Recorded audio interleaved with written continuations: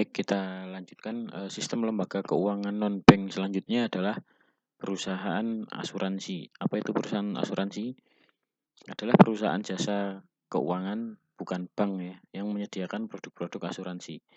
Jadi perusahaan ini menyediakan jaminan berupa ganti rugi finansial. Ganti ruginya finansial, bukan moral. Ganti rugi finansial tentu saja bila terjadi resiko yang diasuransikan. Bila terjadi resiko yang diasuransikan. Nah, untuk hal tersebut tertanggung wajib membayar premi berupa sejumlah dana pada perusahaan.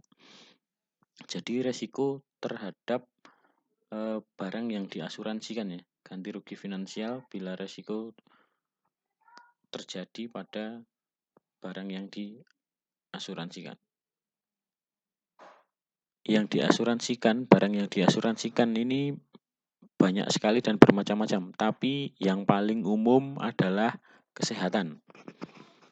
Yang paling besar diasuransikan adalah kesehatan atau kita kenal sebagai asuransi kesehatan. Untuk pemainnya sekarang BPJS Kesehatan.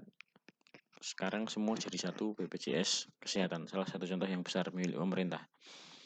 Kalau dulu ada Askes, ada Jamkesmas, Jamkesda, dan lain-lain, sekarang jadi satu BPJS Kesehatan. Kartunya satu, Kartu Indonesia Sehat.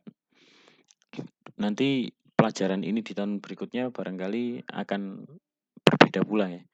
Kalau untuk contoh yang swasta di bidang kesehatan ini yang cukup besar adalah Prudential cukup besar. Dalam perkembangannya, perusahaan asuransi ini tidak hanya memberikan jasa jaminan ganti rugi saja, tapi juga memberi layanan investasi,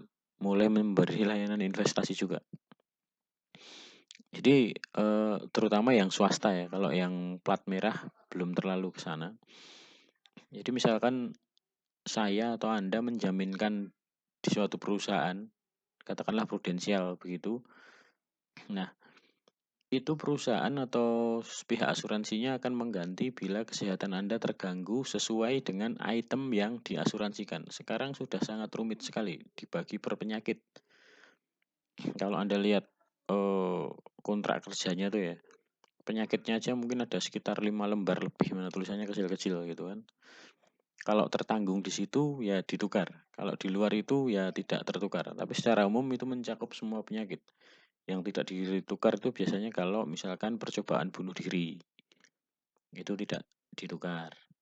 Atau sengaja menyakiti diri sendiri. Itu juga tidak ditukar. Kecuali dengan perjanjian khusus ya. Tapi biasanya tidak ada yang mau. Perusahaan yang tidak ada yang mau kalau kita menukar, kalau kita bunuh diri dan lain-lain. Itu kan semacam kayak disengaja. Nah, bagaimana kalau misalkan resiko itu tidak terjadi?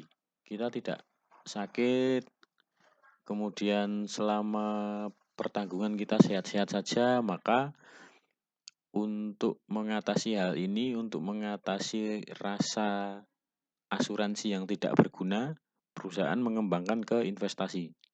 Jadi, selain asuransi didapat, juga ada investasi. Meskipun pada umumnya nilai investasinya tidaklah terlalu tinggi. Meskipun ada yang lebih tinggi dari deposito ya. Saya pernah mendapat tawaran lebih tinggi dari deposito. Dan memang perhitungannya seperti itu. Dan salah satu kunci berjalannya pertanggungan ini kita harus tidak pernah telat untuk membayarkan premi. Tidak pernah telat untuk membayarkan premi. Biasanya kendala terjadi di sini. Sekarang sistem menjadi relatif lebih mudah ya. Ada auto debit, misalkan auto debit untuk premi.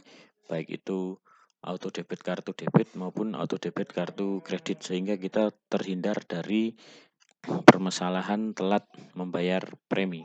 Selama itu tidak telat, biasanya manfaat investasi yang kita dapat bisa cukup tinggi atau sesuai dengan kontrak.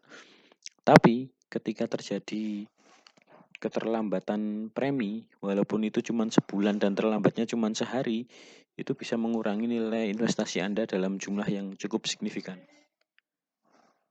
Kalau di jangka pendek tidak masalah ya. Kalau di jangka panjang kita kan tidak tahu apa yang terjadi kita bulan depan. Apakah bisa telat apa enggak, bisa on time apa enggak gitu. Jadi kalau misalkan sekali Anda ikut perusahaan asuransi, pastikan bahwa pembayaran premi Anda tidak telat.